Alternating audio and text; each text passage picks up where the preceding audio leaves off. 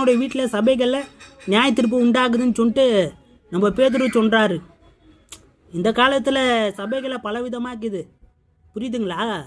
நம்ம எல்லா சபைகளையும் சொல்ல முடியாது. நீங்கள் சோதித்து பாருங்கள், சில சபைகளில் என்ன இருக்குது, ஜாட்டி இருக்கிறது, பெருமை இருக்கிறது, இதெல்லாம் இருக்கிறதா இல்லையா? ஏன் சபை தான் வளரணும், ஏன் சபை தான் இதாகணும், மற்றவங்கள தூசிக்கித்து, மற்றவங்கள இது பண்ணுறது, பாவங்களை செய்யும் போது தேவன் என்ன பண்ணுவார்? நியாய தீர்ப்பு கொடுப்பாரா கொடுக்க மாட்டாரா? இல்லை பஜார் தேவன் மன்னிக்கிறாரு அப்படின்னு நம்ம சொல்லலாம். ஆனால் தேவன் மன்னிக்கிறவர் தான் அதுக்குன்னு செய்யும் போதுனா நியாய தீர்ப்பு கொடுத்தே கொடுப்பாரா இல்லையா? எகிப்து ஜனங்க எவ்வளோ இது பண்ணாங்க, அடிமைத்தனத்துலேருந்து கொண்டாரார் தேவன். இவங்க என்ன பண்ணுறாங்க, தேவனுக்கு விரோதமாக பேசினதுனால சில இடத்துல என்ன பண்ணுறார் ஆண்டவர், அப்பிக்க அடிக்கிறாரா இல்லையா? புரியுதா? முறுமுறுக்கும் போது என்ன பண்ணுறார் தேவன், மன்னிச்சு விட்டாரா? புரியுதா? மோசை ஜெபிக்கும் போது தான் ஆண்டவர் மன்னிக்கிறாரு, கரெக்டா இல்லையா? நம்ம மோசையா ஜெபிக்கும் போது தான் என்ன பண்ணுறார், தேவன் இறங்கம் செய்கிறாரு. இல்லைனாங்க அடிக்கிறாரா இல்லையா? முறுமுறுக்கும் போது அந்த சர்ப்பத்தை என்ன பண்ணுறார் ஆண்டவர், அனுப்புகிறாரா இல்லையா?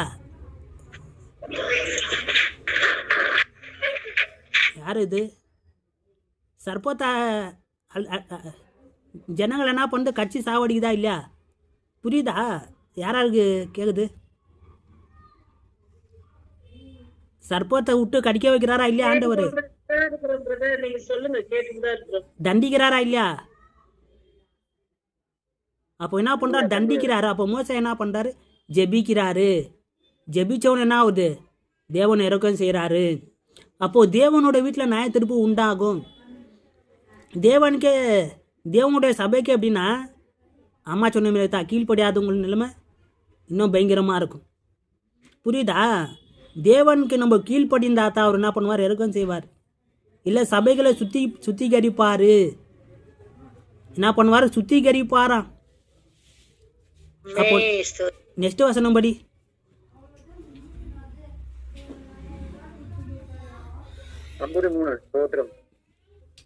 நம்முடைய தேவன் வருவார், மௌனமாயிரார். அவருக்கு முன்பு அக்னி பசிக்கும், அவர் சுற்றிலும் மகா பூசல் கொந்தளிப்பாயிருக்கும். அமேன். மகா பூசல் கொந்தளிப்பாயிருக்கும். அமேன். இல்லையா? அங்கே என்ன சொல்லுது தேவனுடைய வார்த்தைகள், நம்முடைய தேவன் வருகிறாரா? இனாவமா அது படி. நம்முடைய தேவன் வருவார், மௌனமாயிரார். அவர் என்ன பண்ணுவார், முன்பு அக்னி பசிக்கும். மௌனமா இருக்க மாட்டார் தேவன். அவருக்கு முன்பதாக என்ன ஆகுமா, பச்சிக்கிற அக்கினி பச்சிக்கோன்றாரு. கரெக்டா இல்லையா? அப்போ தேவன் மௌனமா இருப்பாரா நியாய தீர்ப்பு கொடுக்கும் போது? என்ன பண்ணுவார் செல்வராஜ்? புரியுதா?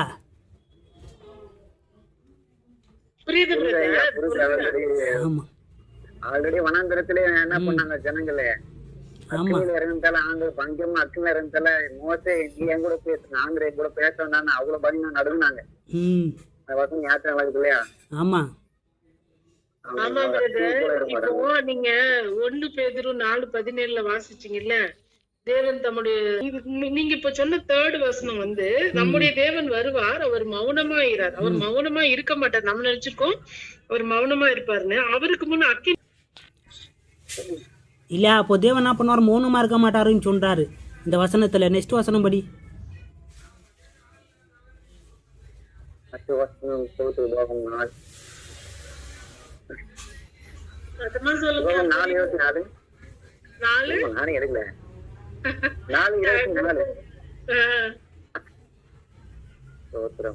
உபாகமம் 4:24. அதான் இருக்கு. உன் தேவனாய கர்த்தர் பட்சிக்கிற அக்கினி, அவர் எழுத்தில் உள்ள தேவன். அவ்வளவுதான். இல்லையா? நம்ம தேவனாகிய கர்த்தர் எப்படியா, பச்சிக்கிற அக்கினி, எரிச்சல் உள்ள தேவனா. ஆமேனா? புரியுதா? அப்போ தேவனுடைய வார்த்தையை சொல்லும் போது கண்டிப்பா ஆமேன் வரணும். ஏன்னா இது தேவனுடைய வார்த்தைகள், நம்மளுடைய வார்த்தை இல்லை. அப்போ தேவன் எப்படிப்பட்டவரா, பச்சிக்கிற அக்கினியாகிறாரா? அவருக்கு முன்பதாக என்ன பண்ணுமா? நம்ம பழைய ஏற்பாட்டில் எப்படி வந்தார் ஆண்டவர், அந்த முச்செடி நடுவில் எப்படி வந்தார், சொல்லுங்க பார்க்கலாம் தெரிஞ்சுங்க. அக்கினி ஆ அக்கினி ஜோலியா வந்தாரு. அக்கினி முச்சை நடுவே அக்கினி ஜுவாலையா தான் வந்தாரு. அது வந்தாரா? அப்புறமா ஜனங்களை நடத்தி சென்றாருல, மேக சமமா அக்கினி சமமா நடத்தி வந்தாரா? அக்கினி. ஆமென். பகல் நேரத்துல மேக ஸ்தம்பம், இரவுல அக்கினி ஸ்தம்பமா நடத்தினார். ஆமாம். அப்போ பச்சிக்கிற தேவன் எரிச்சல் உள்ள தேவன்ன்றாரு. ஒரு பக்கம் மன்னிக்கிற தேவன், இன்னொரு பக்கம் எரிச்சல் உள்ள தேவன், இன்னொரு பக்கம் நியாய தீர்ப்பு கொடுக்குற தேவன். அப்படித்தானே சொல்லுது வேத வசனம். ஆமென். இல்லை மன்னிக்கிற தேவனேவா? புரியுதா? இப்படி நினச்சிக்க கூடாது. தேவன் மன்னிக்கிறவர் மன்னிச்சுனே இருப்பார் நினைக்க முடியாது. அவர் நியாயம் திருப்பு கொடுப்பாரு. அவர் முன்னாடி பச்சிக்கிற அக்கினி போல அக்கினி ஜோலையாக இருக்கிறார் தேவன். நெக்ஸ்ட் வசனம். லேவியரகம் 10:1. ம்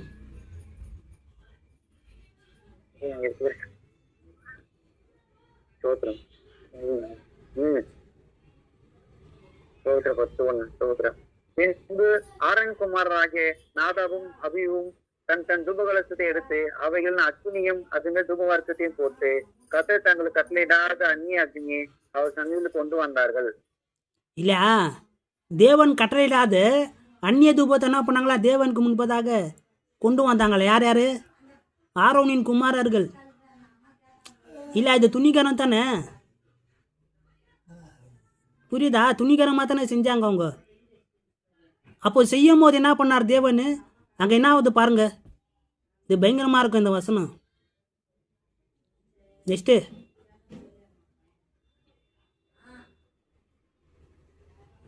ஸ்தோத்திரம். லேவியரகம் 10:2. ஸ்தோத்திரம். அப்போது அக்கினி கர்த்தருடைய சந்நிதியிலிருந்து புறப்பட்டு அவர்களை பசித்தது. அவர் கர்த்தருடைய சந்நிதியை செத்தார்கள். ஆமென். என்ன வந்துச்சான் அங்கே எங்கிட்டலேருந்து? அது சொல்ல, அது ஒரே ஒரு வார்த்தை. அக்கினி பிரதர். அக்கினி கர்த்தருடைய சந்நிதியிலிருந்து புறப்படுது. புறப்பட்டு அவர்களை பட்சிச்சுச்சு. அந்த அக்கினி தான் புறப்படுது அந்த இடத்துல இருந்து. அப்ப அவங்க 2 பேருமே அதுல என்ன செய்தாங்க?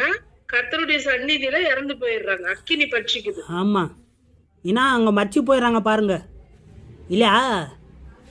அப்போது இது பயங்கரமாக இந்த வசனம். இது உண்மையாக நடந்துதாங்க. யாத்திராங்கமத்தில் என்னாது உண்மையாக தானே நடந்தது. இது 2 பேர் என்ன பண்ணாங்க? செத்தாங்க. துணிகரமாக செய்யும் போது தேவன் அடிக்கிறாரா இல்லையா? அப்போது தண்டனை கொடுப்பாரு.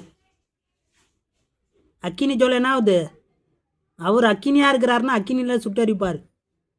அக்கினியில் தானே சுட்டரிச்சிங்க என்ன பண்ணாங்க? 2 பேர் முன்னாடியே செத்து போனாங்க தேவனுக்கு முன்பதாக. அடித்தானே சொல்லிட்டு வசனம்.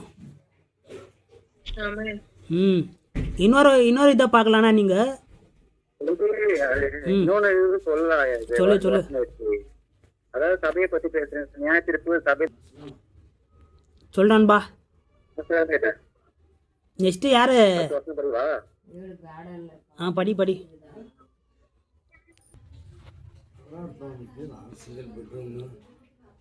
திரும்ப படிங்க பிரதர் இன்னொரு வாட்டி.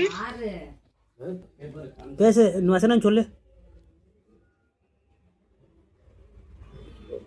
நியாயத்திற்கு வரும் என்று பயத்தோடு எதிர்பார்ப்புகளும் விரோதிகளை பட்சிக்கும் கோபாக்கமே இருக்கும். ஆமென். விரோதிகளை பட்சிக்கும் தேவ அக்கினியோ இருக்குமா? இல்ல, அடித்தன சொல்லிட்டு வசனம். அப்போ விரோதிகளை பட்சிக்கும். இது விரோதிங்கன்னா யாரு? கிறிஸ்தவர்களை அடித்து துன்பப்படுத்துறாங்கல்ல, அவங்க தான். கரெக்டா இல்லையா? அப்போ